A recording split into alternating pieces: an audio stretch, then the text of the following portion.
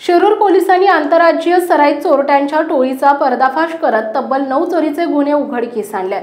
या कारवाईमध्ये 315 किलो तांब्याच्या कॉईल्ससह 5 लाखांहून अधिक रुपयांचा मुद्देमाल हस्तगत केला आहे। ही कामगिरी शिरूर पोलीस स्टेशनच्या तपास पथकाने पोलीस निरीक्षक संदेश केंजळे यांच्या मार्गदर्शनाखाली केली आहे।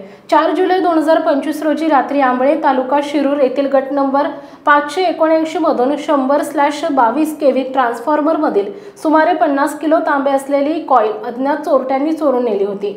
या प्रकरणी शिरूर पोलीस स्टेशनमध्ये भारतीय विद्युत कायदा कलमानुसार गुन्हा नोंद करण्यात आला होता। तपास पथकाचे पोलीस उपनिरीक्षक शुभम चव्हाण यांच्या नेतृत्वाखाली गुप्त माहिती संकलन, तांत्रिक विश्लेषण आणि सीसीटीव्ही फुटेजच्या आधारे या टोळीचा शोध घेतला गेला।